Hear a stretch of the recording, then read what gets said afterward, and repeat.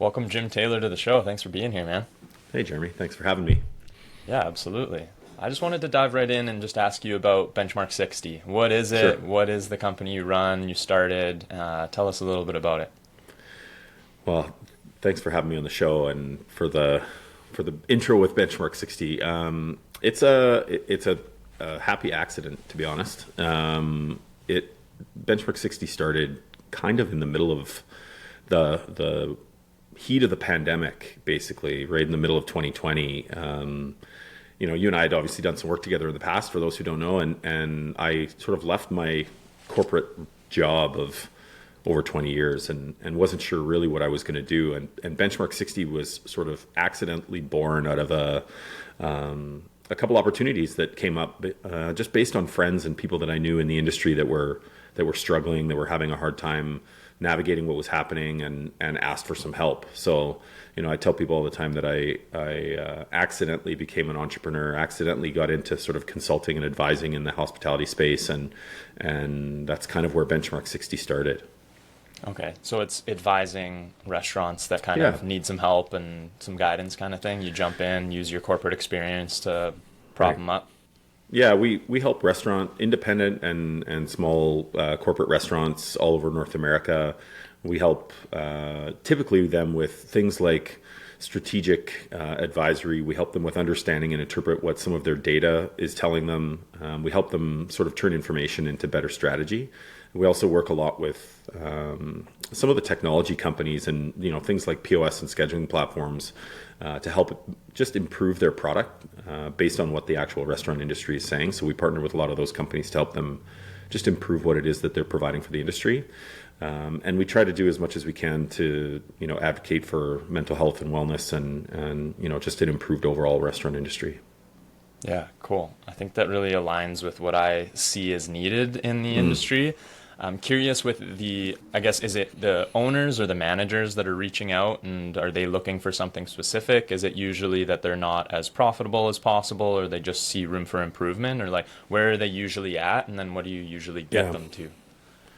Well, where they're usually at is realizing that the industry is continuing to get harder. Margins continue to get tighter and tighter. People are harder to find and retain, and the industry is just getting harder. So the typical pain points or challenges that operators who we talk to are usually having, usually it is the ownership.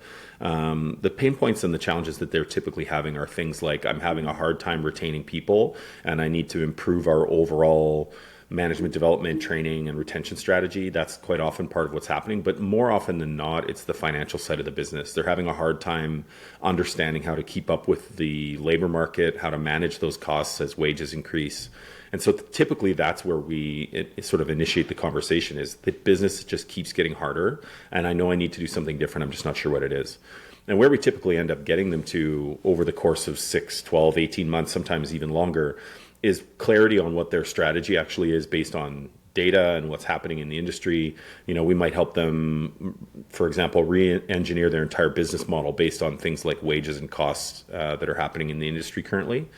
A lot of the restaurant business in over the years has been run on and strategized based on intuition, right? I feel like this is happening in the market, or I think this might be a good way to make a little bit more margin, or I think this might be a good promotion. But what we're finding as things become more complicated and margins get even tighter is that you have to be even more strategic and data driven. So that's quite often where we sort of start that process, is looking at things like what are your margins on your labor model? What does the overall business model look like? What's working and what's not, very specifically from a data perspective. Gotcha. And where are people usually going wrong without like kind of interpreting data and going on intuition? Like what wrong path are they taking? Well, Is it they purely labor or? a lot of it is in the labor cost side of things, but it's not just about writing a schedule and then making cuts on the floor. A lot of it is actually behind the scenes in terms of what the business model is doing to their labor cost. So things like, for example, I was talking to an operator the other day who has a different drink and food feature every day of the week. And on Mondays, they just happen to have kids' meals on special for $8 in their restaurant. Okay? Okay. It wasn't driving extra traffic to the restaurant. They were just giving people the opportunity to spend less. So what we always tell people is if promotions aren't driving traffic to your restaurant, or creating more opportunity for profitability, they could be actually hurting the business model. So in this case, it wasn't driving extra traffic. They were just downselling every single customer that came in, making their business actually harder to be profitable in. Interesting. Right? So we'll look at a lot of those types of examples around things like, if you're running a promotion, is it driving guest count or is it driving average guest spend? If it's not doing one or both, it could be hurting the business. Interesting. Yeah, okay. So I guess they would probably just see and feel on intuition that they kind of need a special to bring people in. But Right. I guess if the data's saying that the people are coming in anyways and are willing to spend more than that, then you can use that data to show them and showcase Exactly. like here. Okay, cool. That's awesome. Yeah, an example that we use all the time, and a lot of, depending on where the market is, that people who might listen to this episode are, there's this sort of common trend happening in a lot of markets that's 50% off wine, Yeah, for sure. right? We've seen it in so many markets. It's everywhere. And it started out probably 5 or 6 years ago in a few markets in the US, and then in Western Canada started to adopt it. And there was this concern from a lot of operators when it first started, because to take a whole wine list and offer it for a whole day at half price sounds really scary from a cost of goods perspective, right? Yeah. You're basically giving away a lot of product at a very cheap price. But what if you watch that promotion happen in a lot of those markets, what happened is that a lot of companies started it one day a week, and then quite quickly they added a second day. So maybe it started on Tuesday, and now it's Tuesday and Wednesday. And the reason for that is because it's the best example we've seen of a promotion that does exactly what you want it to do in restaurants. It drives guest count, and surprisingly, it actually drives average spend. Because if you take something like, let's put a draft beer on special for $5 when it's usually 8 or 10. Yeah. A lot of people come in and they look at that and they say, I just want an IPA. I don't care which IPA it is, and this one's $5. So I'm going to go with that, right? Yeah. Or if it's some other drink that might be on special, a cocktail or something, they'll steer themselves towards the cheaper version of something that they would normally order. But wine has an interesting psychology associated with it, where people are a bit snobby when it comes to wine. I'm a $50 wine person, or I'm a $100 wine person, or I'm a $20 wine person. And what we notice happens with that promotion is when it's 50% off, I'm still a $50 wine person. I just upgrade. Gotcha. So it's driving traffic, but people aren't spending less sometimes. And now I'm having a bottle of red wine that's nicer than the one maybe I usually would get. I'm going to have a steak with that tonight. So it's actually increasing their average spend when they didn't intend to do that. So it's driving traffic and spend, and it's an incredibly profitable promotion. Interesting. What's your view on just happy hour in general? Is it like getting out of control, or is it just these strategies working? Because you go everywhere, and like, it's funny how it's called happy hour, but it's like 6 hours at some restaurants, like 2 separate times for 3 hours each, you know? Like, what's your view on that? Happy hour is one. I think it has to be taken through that same filter, right? There's a lot of people in the industry right now that are concerned about this wave of dynamic pricing that they hear coming, right? Prices fluctuating on any given day on any given product. Dynamic pricing has been in the industry for a very long time. It's just called happy hour, right? And rather than increasing prices to capture revenue at high peak times, the restaurant industry has just always done it backwards. They've always discounted, right? And my take on happy hour is it depends on the business and it depends on the market. Sometimes you have to pay to play. If every restaurant in the whole market does happy hour, you probably should do it.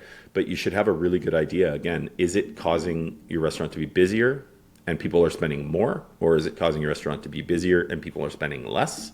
Or is it not busier at all, right? I mean, it's really those two pieces around cover count and average guest check are really important to watch. Yeah, true. And I guess you really do need to be paying attention to the data to make educated decisions on that. The scary thing with happy hour that we end up in a lot of conversations about is that if your restaurant is running happy hour and it's busier, but it's hurting your average guest check, it's important to think about it like this. You're making your team work harder to sell less. And that can be really bad for profitability, but it can also be really bad for team morale, for employee retention, for turnover, for burnout, all of these things, right?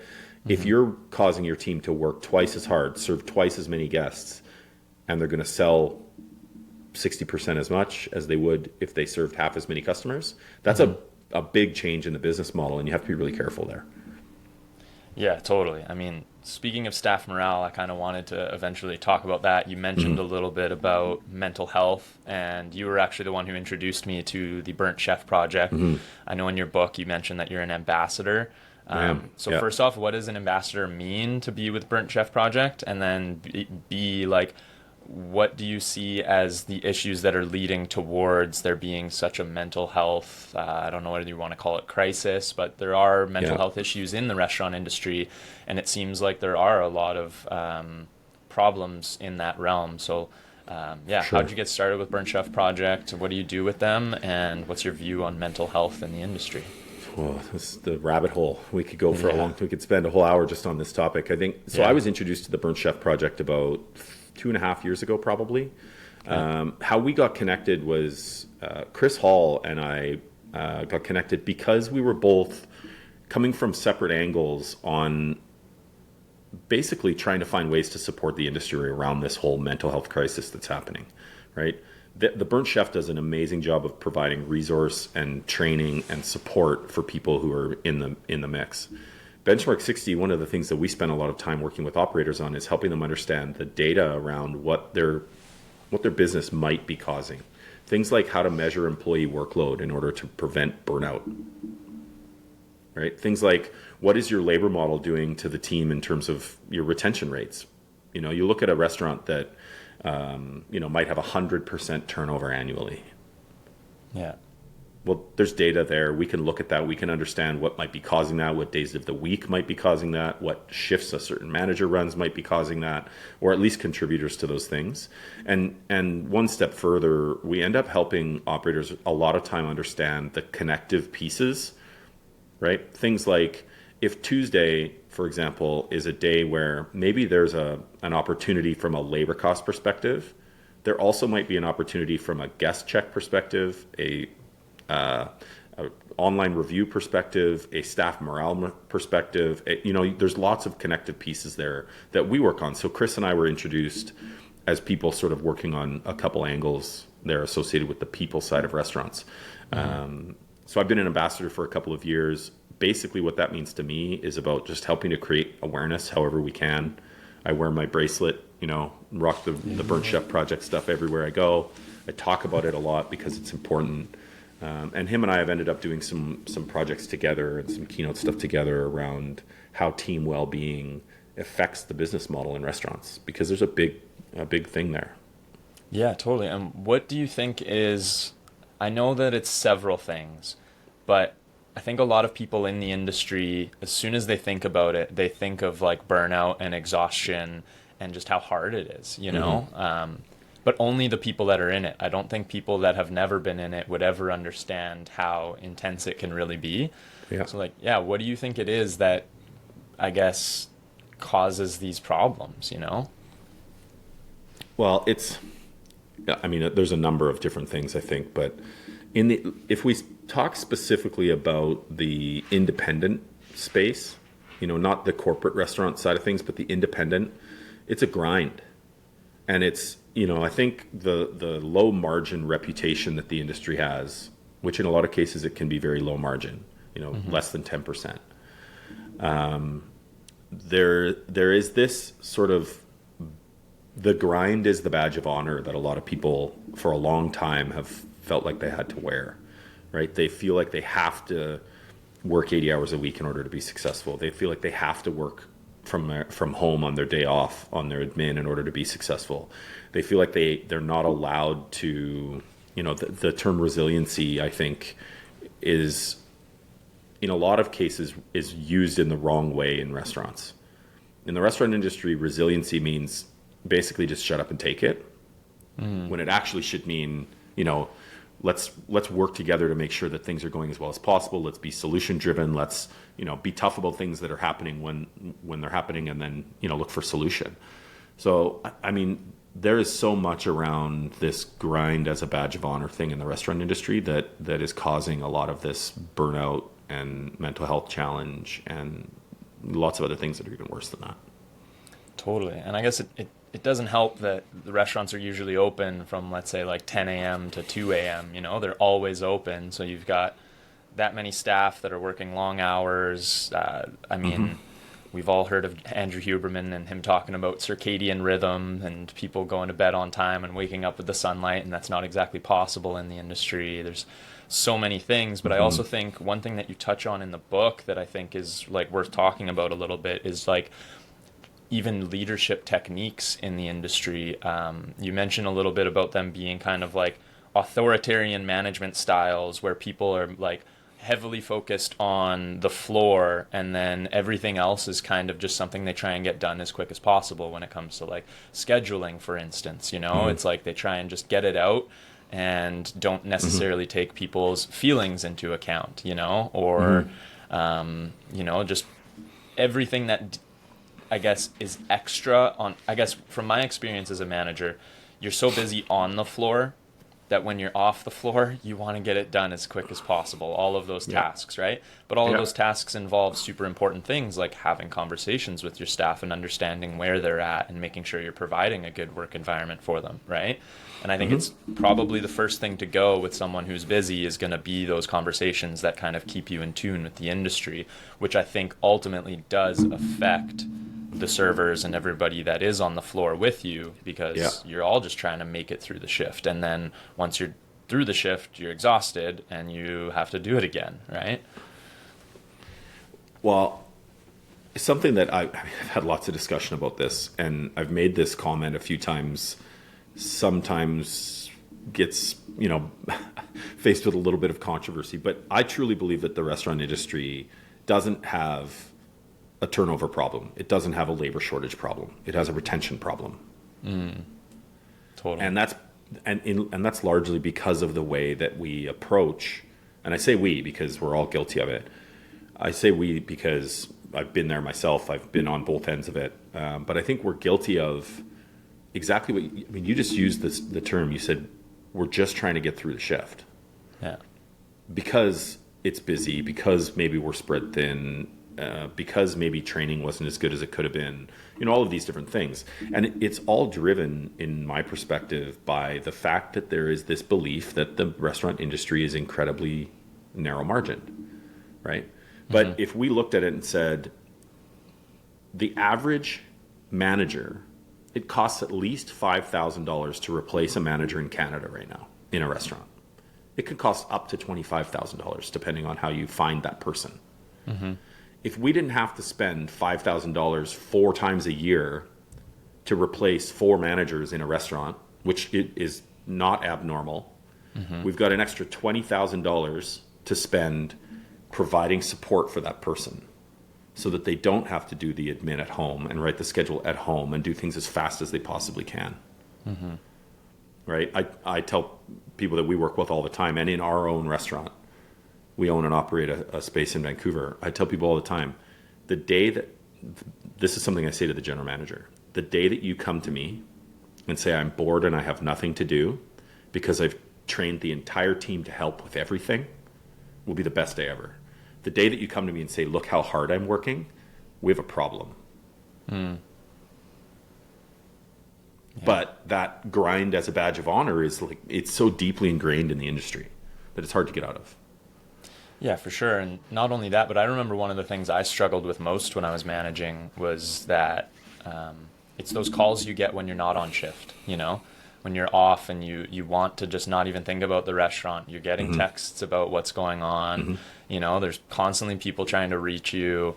And I had to like fight for my privacy, I guess, when I wasn't there, And I think that again is something that I think people can fall into the trap of, is thinking that you always need to be available rather than setting yourself up to have some time off when you actually have some time off, For sure. And some of that in hospitality, I think, is self-inflicted in some ways, because there are so many people in restaurants that are so passionate about restaurants, right? If I'm and nothing against people who work in banks, but if I'm a bank teller, it's probably not my hobby as well. Like, you might, if you're a sommelier, it's like, this is who I am. This is what I do. If I'm a chef, this is who I am. This is what I do. This is my craft. If I'm a bank teller, I'm probably not, looking at it in quite the same way. And so people don't voluntarily work 7 days a week as much in other industries. I had a manager once come to me when I was a GM of a restaurant. And I've told this story so many times. She was a rising star. Like there was like a pin on her saying that this person is going straight to the top of the organization. This person is going to replace me. I'm teaching this person every single thing I possibly can. Mm-hmm. And one day she comes and she's like, I quit. I thought, what do you mean you quit? We've given you 4 raises in the last 8 months. You write your own schedule. You take time off whenever you want. We're like giving you absolutely every resource we can. What do you mean you quit? And she goes, I don't want your job. And I thought, what do you mean you don't want my job? She said, well, you call the restaurant every night to see that you're not here, to see how things are going. You pop in on your day off at one or both. If you get 2 days off, you're here checking in on us. You're constantly wondering what's going on. And I don't want that life. And I went, well, hold on a second. I call because I care and I'm curious and I just genuinely want to know. And I come in on my day off because I live 3 blocks away and I like spending time here and, all of these things.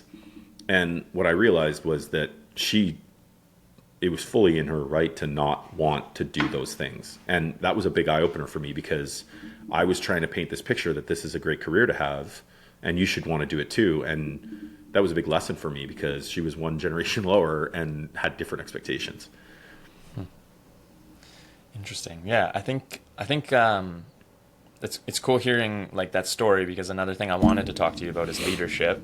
I mean, you were a leader to me as I was a manager in the restaurant group we worked at, and I always found that you were extremely helpful. And I was just curious about that journey for you. Was it a slow process of learning through mistakes, or was it books that helped you? Was it all the above? Like, what do you see as a proper leader in the industry? Like, I guess, yeah, what traits do you think a proper leader should have in the industry?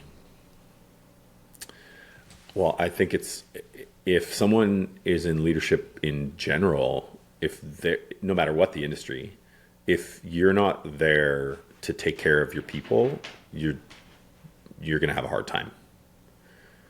And I think, the understanding the fact that you actually work for them rather than them working for you is a big mindset thing that I think is really important in leadership. Your job is to solve problems, provide resources, remove roadblocks, all those things so that your team can execute. Mm-hmm. So I think that the traits are things like, obviously people have to be smart and hardworking and dedicated and those types of things. But I think even more important than that, there has to be a really high level of humility. They have to be, I always used to joke that when you go to work as a manager in a restaurant, you should put on your invisible cape and look for an opportunity to be somebody's hero. It sounds so cheesy, but through that lens, it's like, basically I'm here going, what do you need? How can I help? What problems are you having? What challenges are you having? And what can I do to try to support you? And I'm sure that, isn't always the case. And there's always tough things that you have to deal with and, different things to work through. But if that's sort of the filter, a mentor of mine, when I was fairly early in my management career, I'll never forget this. I was about to sit down to fire somebody, which unfortunately happens, right? Mm-hmm. And he comes over to me and he's like, "Hey, what's going on? How's your day going? What are you working on?" kind of thing. And I said, "Oh, well, unfortunately I have to sit down and I'm about to go fire that person." And he goes, "Oh, okay, hold on a second. What did he do? Or what did they do?" And I don't remember exactly what it was at the time, but I kind of start rambling off this reason why I should get rid of this person, right? And he goes, "Okay, well, here's a challenge for you. I bet that you can't have the conversation that you're planning on having, terminate that person, and have them stand up, shake your hand, and say thank you." And I looked at him like he was crazy. I was like, "What do you mean? I'm about to fire this person. They're going to hate me." And his response was, "Well, depends on how you deliver that." Mm-hmm. So just think about it.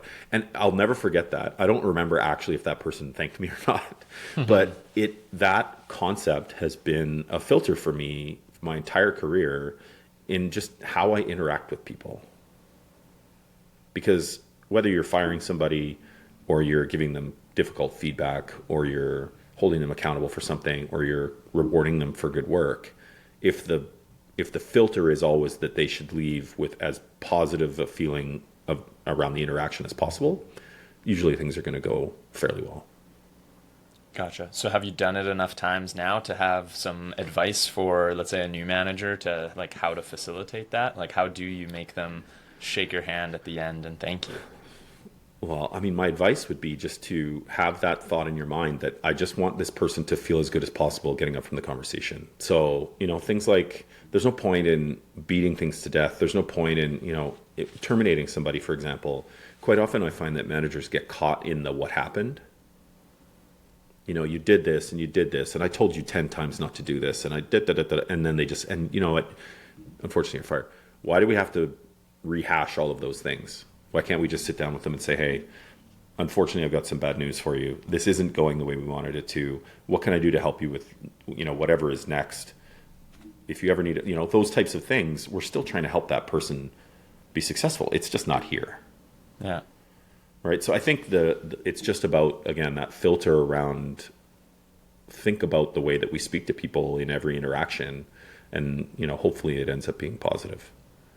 Yeah, I think there can definitely be a little bit of a trap there too, because if you go into it just making them want to feel good, you can also hold back from the truth, right? I know that I've been guilty of that before. I've talked about it before on one of my reels that I put on Instagram, but it's like what I remember realizing is that let's say we had a round of promotions coming, right? And I was the one in charge of delivering the bad news to the people who didn't get the promotion. I would kind of beat around the bush and not be so direct, and I would end up falling into almost a lie and saying something like, you're too good at what you're doing right now, and we can't lose you as a hostess, so you can't become a server. Do you know what I mean? And it's like, then you can, yeah, that's what I mean, is you fall into this trap of just delivering good feelings because I'm a people pleaser and I want everybody to feel good around me. But you have to get around that and actually deliver the factual information so they have an opportunity to grow or learn from it, right? And part of that, people feeling good about the interaction, part of that is about, like you're saying, part of it's about honesty. For sure. We don't think you're ready. Yeah. Here's what we're prepared to do to help you get ready, but now's not the time. Totally.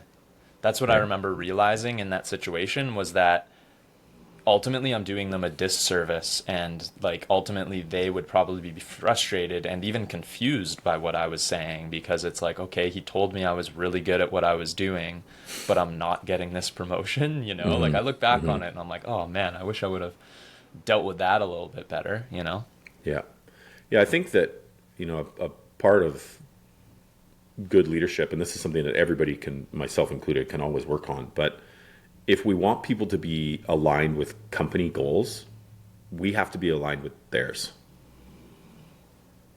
So if we want them to be a high performer in the restaurant, and we know that their goal is to be a server, we should probably be doing things to help them become a server, even if they're not ready this time around.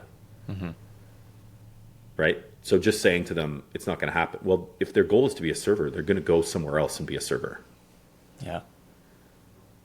So we should probably think about everything that we can do to be aligned with their goal. And sometimes people will still, try other things. But my goal when I was a manager in a restaurant was that nobody ever quits. Now, we'll never accomplish that. But if that's the measuring stick, then, maybe we'll think about how we deal with people a little bit differently.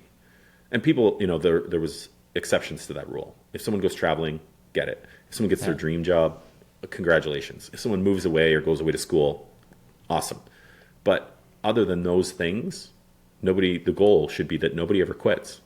Because you have to recruit a whole lot less people if nobody's leaving. Yeah.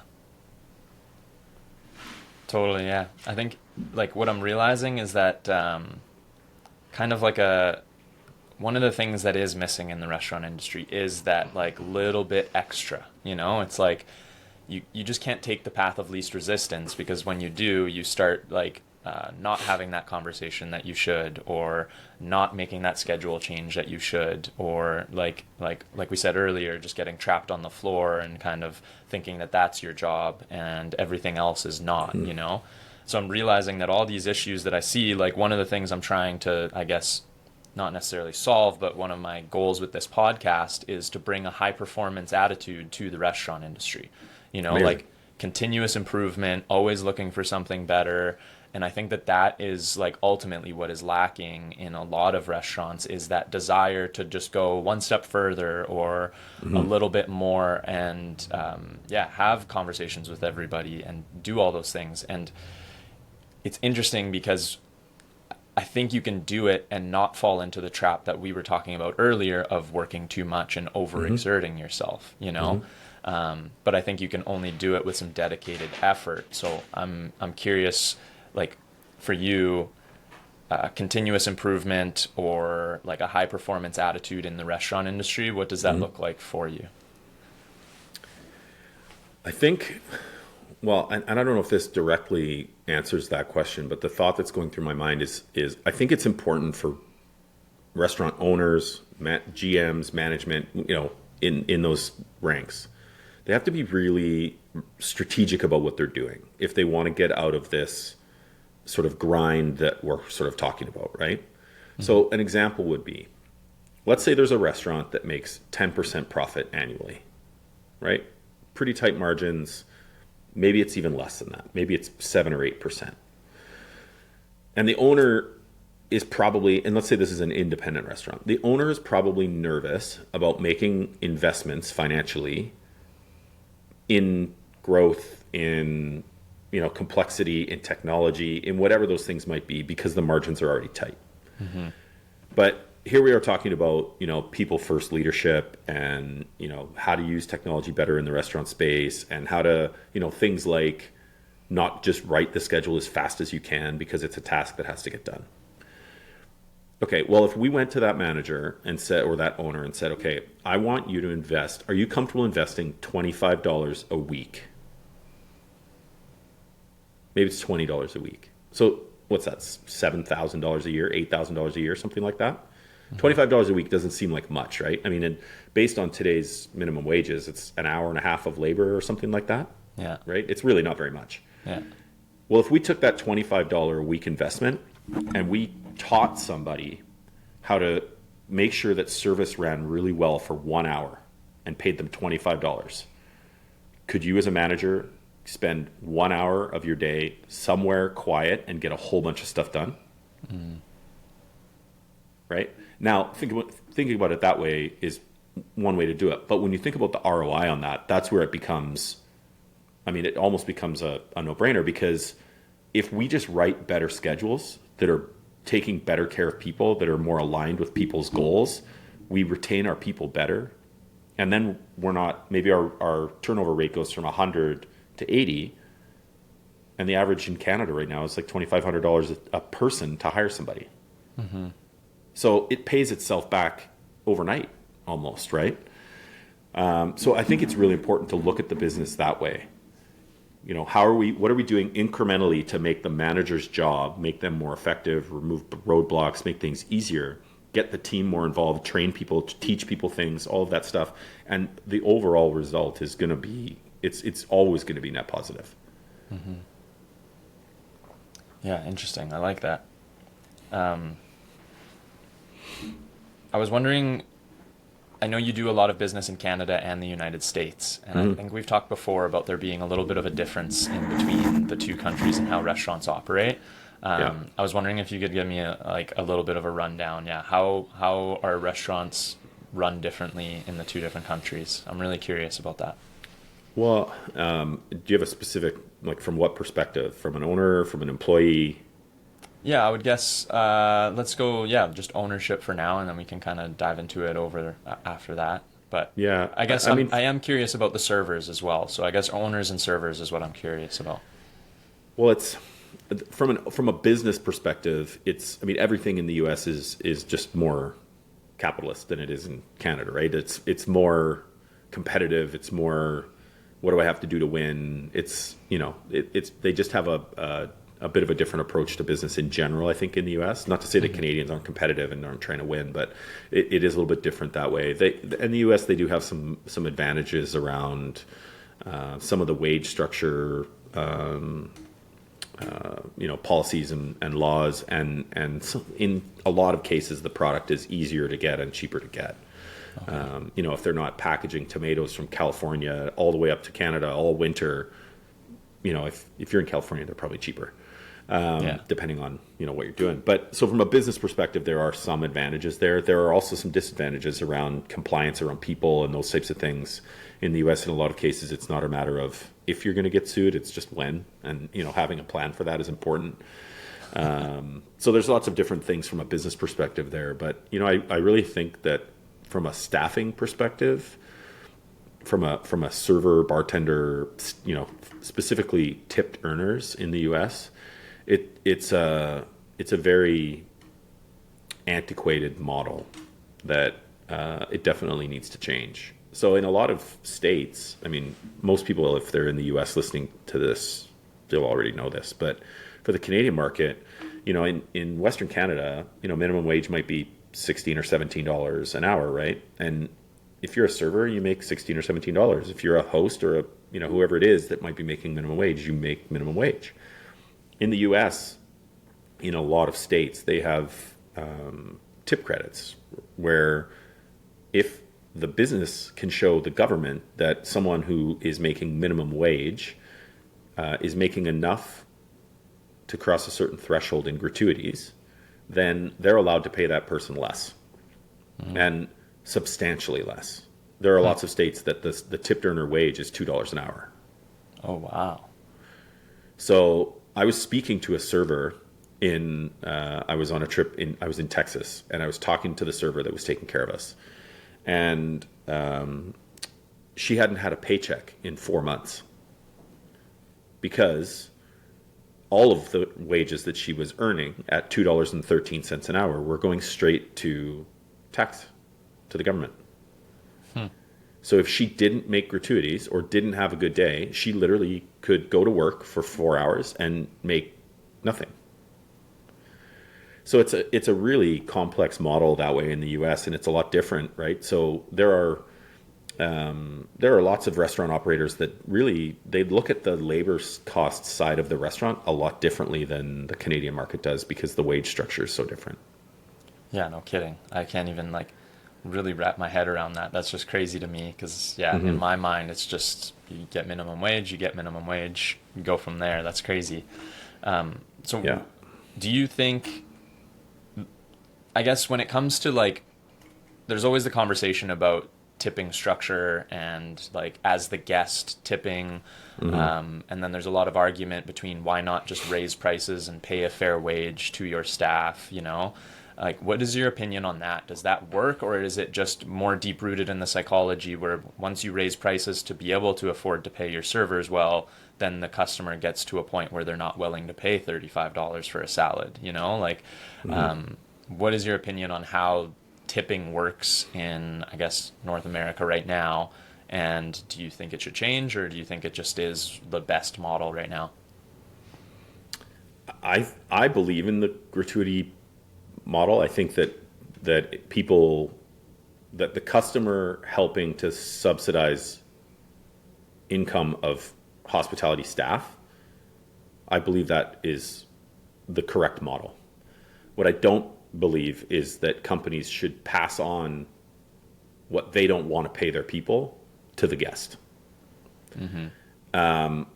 Also, I'll preface this that this could be slightly controversial. Part of the reason, in my experience, why there's a little bit of conflict about how much should people tip, what are the prices, why is there this 2% health surcharge on my bill, or whatever it might be. There's all different kinds of those things happening. There's a place that I was at not long ago in Western Canada that had a surcharge on the bill to provide beer for the kitchen team. And they were super transparent about it, said it right on the receipt. It said, we have a 2% surcharge that basically buys beers for the team after work. the reason why and this is the controversial part potentially, is that I believe that the reason that restaurants are doing those things is that they're feeling that they're at a threshold where they can't raise their prices more, or they'll see pushback from their guest. Like you said, a $35 salad isn't going to sell. Yeah. And they are concerned about what's happening with increasing wages, right? We're in, Western Canada, we're seeing 25, 50 cents every 6 months kind of thing, or once a year at least. The reason for all of this sort of challenge is that the industry in general, I'm prepared to talk about this with anybody who wants to after the episode, doesn't have a proper understanding of how the business model in a restaurant works. Right? So their labor model might be completely skewed. They don't fully understand that, so they resort to raising prices, right? So that they can manage the margin. Or their cost of goods model is totally askew, right? They don't understand exactly why or how to change it. So they put a surcharge on the menu trying to get the guest to pay for something that they know they need to provide for their team, but they can't afford. So for me, this whole thing is more rooted in understanding the business model than it is any of those. Those things are all just pieces that are happening sort of around it. Yeah. Interesting. And I guess that's where benchmark 60 comes in, hey?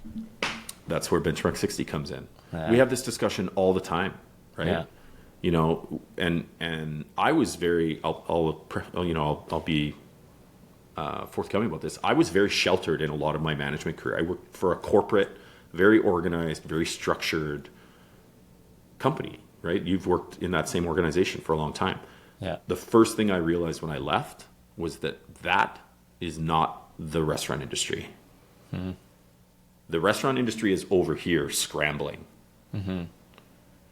It's not this, stay in a hotel, fly in a plane, wear a suit to work every day type scenario.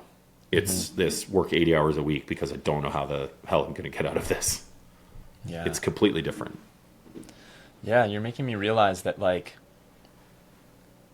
I guess one of the problems is that the fact that they don't understand, well, not they, it's tough to generalize because every situation is different. But, like, I guess what I'm seeing through my content that's working is that the corporate structure that we were provided had a great training model. 100%. And that great training model isn't necessarily implemented everywhere else. And there are several places that I'm finding out just through people reaching out to me being like, oh my goodness, you're helping me so much. And it's just like stuff that I was taught. And it's like training is just, I guess it's one of those things that because, like you're saying, people are so worried about the slim profit margins, they start skimping out on stuff like that, right? And it's like, what are the first costs that are going to go? It's like, are you going to pay a week's of wage to just train somebody? Or are you going to just throw them into the weeds and hope they figure it out because they've served somewhere else, I'm realizing that it all kind of comes back to that kind of, I guess, trap that owners and managers can fall into, that you need to cut costs at all in all corners because profit margins are low. But that's pretty cool that you're making me realize that there are a lot of other things you can do so you can still provide that and thrive. So let me give you an example. And again, I'll say this, I've had lots of really good, sometimes heated debate about this. The restaurant industry doesn't have a margin problem. It has a business model problem. I was talking to a restaurant operator the other day. They said, we need to raise our prices by 5 to 10% on every item on the menu. Think about that. That's taking a $30 item to $33. Like that's a big difference. Yeah. So when we started looking, I said, why? Okay, let's talk about this. Let's sort of dissect what's happening in the restaurant. They said, our food cost is too high. We can't afford to continue to run this really high food cost and high labor. We have to raise our prices. Okay. We did what we ended up doing, the solution rather than raising prices, was we dissected what was happening from a business model perspective. The first thing we looked at was what they were about to launch a new menu item. Let's talk about each of those menu items, not if we think it's a cool concept and if we think people will order it, but let's talk about how many minutes does it take every week to prep the items for that dish? Right? How many minutes? Yeah. And that's receive it, process it, prep it, cook it, all of that stuff. How many minutes does it take in a week to do that? Like, we've got really granular on that. What we found was that what their new menu and the previous new menu and the previous menu before that, every time they added these new menu items, what was happening was that their labor model was being challenged more and more. Their prep routines were actually becoming more complex, right? Their ordering and receiving was becoming harder and harder to manage. Their inventory was taking longer to do because their menu was getting bigger. All these things were happening. So if you look at it from we're putting a new menu together, let's try and make sure that it's less complex, faster to produce, and has better cost of goods associated with it than the menu before. Well, food costs got better, labor costs got better, staff morale got better, all of these things. Because what they were unknowingly causing was they were overcomplicating the business model, which had nothing to do with really what they were charging their guest.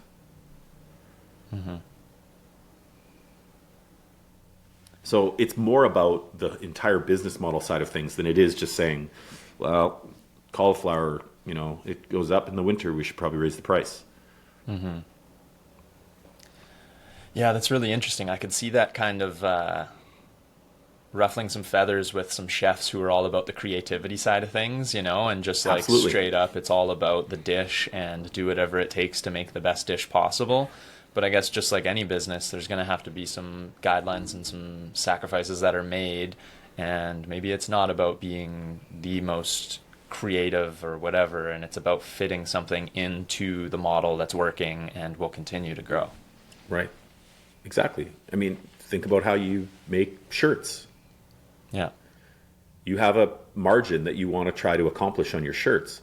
But if you had to pay an extra $5 to ship each shirt, and next time you released a new version of the shirt, it was $7 to ship every shirt, you might not do it. Right? If you had to actually physically unpack them and move them and do all this stuff on your own, it would probably make you think about the model of how you're providing shirts to people. Yeah. But in the restaurant industry, we don't always look at it that way. We look at it and say, okay, what can I charge for this ribeye on my menu? And what am I going to serve with it that I think people will like? And we go. Yeah. Interesting. I do want to talk a little bit about back of house, not versus front of house, but back of house and front of house dynamics, Sure. I know in different countries, things are kind of flipped as to where it is here in, I know Canada, but I'm assuming North America, where I know like my roommate, for instance, he has worked in Australia or something, and he was telling me that there it's very back of house focused, and they're the ones that are kind of calling the shots, and it's like the front of house is almost the ones that are left behind, and it's all about the chefs and the people in the kitchens, and there's not necessarily a shortage for people that working in kitchens, whereas here there is. And I'm curious if you think that here back of house isn't treated the way they should be, or just where you stand on that. Like, you know what I mean? Like, it's way different. And here there is a challenge to hire people back of house, right? And not only that, but I think that that's where a lot of the turnover is coming as well, is back of house. And especially like me working in Kelowna, BC, it's a very tourist destination place, right? And there's a lot of influx of people, but you definitely see, and everywhere I've worked, there's always been a shortage of kitchen staff. And I'm curious if you think, should they be treated differently? Are they treated fairly? Do you think the balance is in check? Do you have an opinion on that? Yeah, I could kind of continue to sort of beat on this all day, is that it's in a lot of scenarios, it's a business model thing. The reason why there are more back of house people, or more people interested in working in back of house in Australia specifically, is because they get paid properly. Yeah. In North America or Canada for sure, people will choose to work in a kitchen or in another trade of some sort, right? And a lot of times, I mean, you've experienced it, you lose people working in the kitchen because one, they want to go work in the front of house where they can make more money, or Yeah. two, they're going to go work another trade where they're going to make more money. If I'm already working in a hot, potentially dangerous environment, and I could go work in that other hot, in potentially dangerous environment and make $10 or $15 more an hour, I mean, I'm at least going to consider it. So to me, we run into this same problem. We build this complex menu that takes 20 people to execute, and we're only generating a certain amount of revenue. So we can only afford to pay people a certain amount and still maintain that narrow margin. But if we cut the menu in half and needed 2/3 of the people to execute it, and maybe one less person to order and do inventory, and maybe one less person to prep, the overall complexity of the business would become more simple. And you potentially would need less people and could pay them more and maintain the same margin. And then if they didn't burn out so much and we didn't grind them so much, they might stick around longer, which would improve our retention and we'd save money on. There's so many moving parts to it, but part of it is that I think that our industry is guilty of wanting to please everybody. And so we have these menus that have everything that somebody could want. Yeah. And it does make the business, again, the business model harder to understand and execute. Yeah, for sure. Tell us a little bit about your book before we end here. I want to hear how it came about. I know your couple past posts have started with, I didn't want to be an author, or I didn't start out to be an author. Yeah. But you just released a book. So what is Bold Operations all about, and how did it come out? Well, it just kind of happened over the course of the last few years. I spent a lot of time on the content side of things, right? Because it's a big part of what we're trying to just create some influence in the industry around, ways to think differently and look through a new lens and all these different things. And so there was a lot of content that had been built over the last 4 or 5 years that was there, and we, potentially there's some value to. So that was part of where some of the content side of it came from. I really think that the industry is at this point where it needs to look at things. I'm not saying I'm 100% right, but it needs to look at things differently than it has in the past.